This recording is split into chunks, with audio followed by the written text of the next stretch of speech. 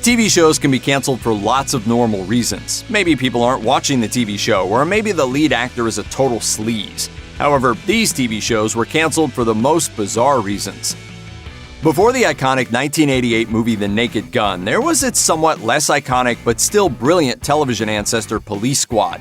Like Naked Gun and its two follow-up films, the show was a parody of 1960s police dramas starring the late Leslie Nielsen as the hilariously deadpan detective Frank Drebin. The humor was fast-paced and often visual, which is a pretty great formula for an audience sitting in a darkened movie theater watching a big screen. It didn't seem to work so well for the more distractible television audiences of the early 80s, however. There'd been a recent wave of murders at the city zoo. I was bringing in a suspect when I got a call from headquarters about the kidnapping of Terry Burton. When asked about the reason behind the decision to cancel Police Squad, network executive Tony Tomopoulos famously said the show was canceled because, quote, the viewer had to watch it in order to appreciate it. A TV show you had to watch? Weird, right?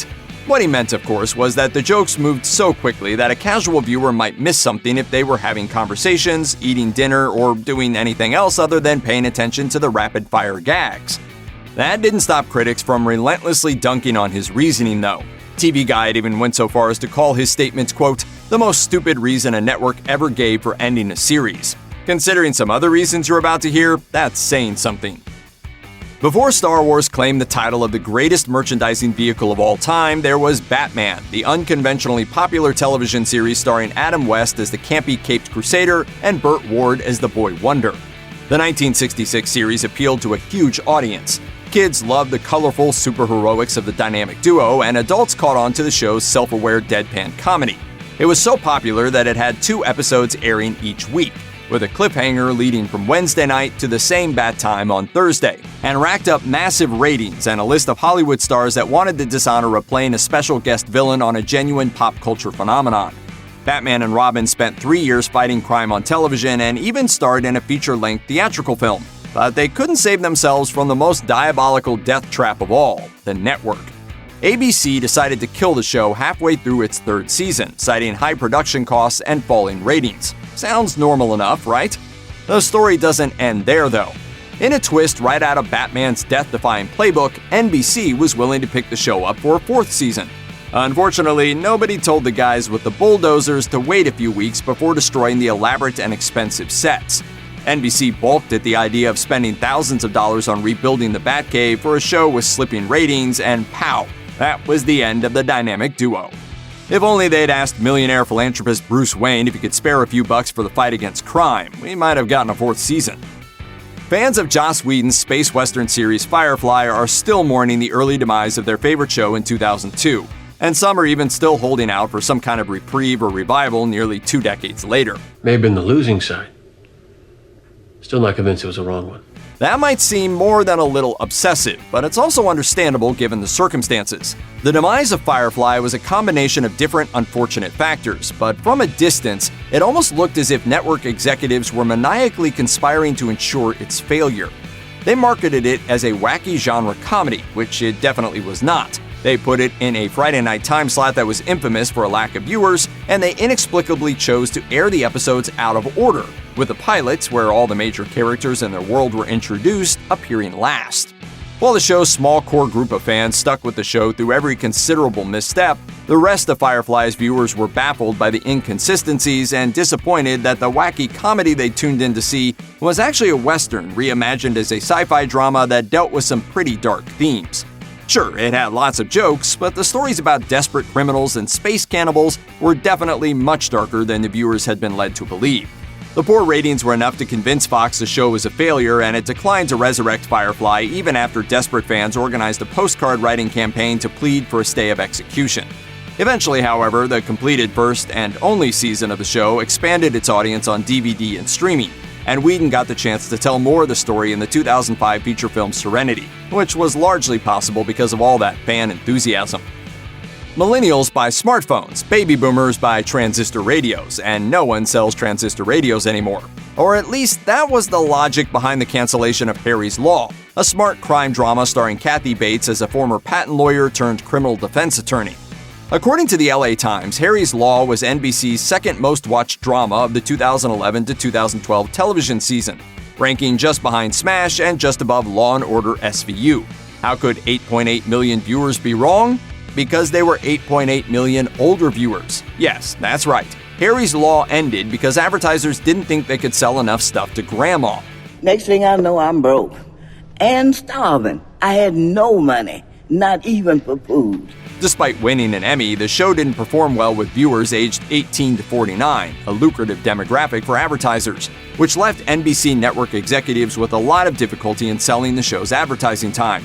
You'd think they could just shore things up with commercials for medical alert systems, Werther's Originals, and those jitterbug phones with the giant buttons, and at least get a little cash out of those 8.8 million. But no. Maybe it's for the best, though. Those companies tend to pay for airtime with crisp $5 bills folded up into birthday cards. Given his track record in children's television, you'd think any network targeting kids would let Paul Dini do pretty much whatever he wanted.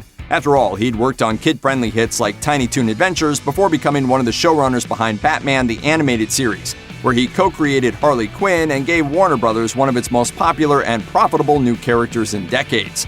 Unfortunately, Cartoon Network didn't want to take the chance, canceling his popular series Tower Prep after only 13 episodes. The reason? In a 2013 interview, Dini accused Cartoon Network of ending the live-action teen drama because it had too many girls, both on screen and probably as a result in the audience. Don't misunderstand, it's not that the network wanted Dini to leave out female characters altogether, it just wanted him to make sure that female characters were, as he put it, quote, one step behind the boys, not as smart as the boys, and not as interesting as the boys. So when Dini ignored this helpful advice and kept on writing some compelling backstories for his female characters, the show got the axe, frustrating fans even further by ending on a cliffhanger. So why exactly did Cartoon Network want to exclude half of Tower Prep's potential audience? Allegedly, they didn't think girls would buy enough merchandise to make it worth having prominent female characters who apparently need to be justified in order to exist. Because if there's one thing we know about teenage girls, it's that they never spend enough money to make someone ridiculously wealthy on genre stories that include women, right? Are there by any chance any vampires in this book? Dark, brooding vampires? Who know they shouldn't fall in love with a mortal female, but do anyways? Tower Prep wasn't the only victim of Cartoon Network's terrible decision-making. Just look at Adventure Time, one of Cartoon Network's most unexpected hits. It was the weirdly compelling story about a boy, a dog, and a bunch of people made out of candy or magic fire or lemons or cinnamon buns or space lumps. Either way, they had, well, adventures in a fantastic world of magic and mystery that was bright and fun and relentlessly charming, right up until it turned serious and hit its viewers right in the emotions. This means someday you'll die. You know that, right? I guess that'll be my last adventure. As a result, the show didn't just appeal to the kids it was originally aimed at, it also got the attention of a huge audience of adult viewers. Great, right? Well, no. It turns out that kind of presented a problem for Cartoon Network. They couldn't move it into their grown-ups only Adult Swim time slot for fear of losing their huge kid audience, but they couldn't monetize all of those adult viewers if they left it in the earlier time slot. To be fair, Adventure Time ran for a full 10 seasons and is unquestionably one of the most iconic cartoons of a generation. But in the end, it was canceled because it was just too popular with the wrong audience. You know when you were a kid and you were supposed to write a story for school, but you got a little too weird and couldn't think up a decent ending, so you just wrote, "And then she woke up," and it was all a dream? Dallas, an incredibly popular primetime soap opera, did that to an entire season in 1989, swerving viewers with a twist so profoundly ridiculous that it could have easily come from the mind of a bored 10-year-old who didn't feel like finishing their homework.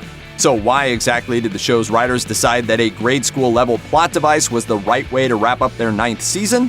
Because back in season 8, star Patrick Duffy decided he was too big for Dallas. The writers sent him off with a bang, or rather a flip, killing his character after tumbling over a speeding car. A year later, he changed his mind. According to Duffy himself, he was asked to come back, but feel free to take that with a grain of salt. Either way, the producers came up with a spectacularly clever way to bring him back and just erased the entire 9th season by explaining it away as someone's dream, having Duffy's character show up in a shower like nothing had happened. The show limped ahead for a couple more seasons, but the damage had been done. Viewers just couldn't stomach the stupidity of the plot twist and the ratings never recovered. In early 2000, Fox decided to ride the reality show craze to success with some wildly over-the-top ideas, including the hugely popular special Who Wants to Marry a Multi-Millionaire? About, well, you can probably guess from the title. There were immediately plans for a sequel, but by February, Fox announced it was killing its plans to produce a follow-up because of some bad press about star Rick Rockwell, namely allegations that he was A, a jerk, B, a liar, and C, probably not actually a multimillionaire. Among Rockwell's transgressions was an accusation by a past girlfriend of physical abuse, which led to a restraining order.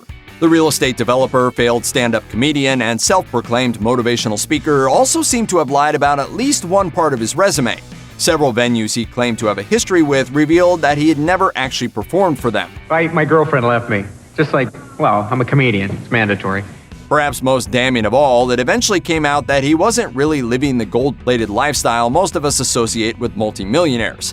His 1,200 square foot ranch home in California was pretty far from Beverly Hills, and the backyard was decorated with an old toilet. In case you're curious, the unlucky bride who won on the show, Darva Conger, had the marriage annulled just 7 weeks after exchanging vows, and you can't really blame her. Even if he actually had the piles of money that he claimed, which he didn't, the real treasure here was about 1 million red flags. Check out one of our newest videos right here. Plus, even more grunge videos about your favorite stuff are coming soon. Subscribe to our YouTube channel and hit the bell so you don't miss a single one.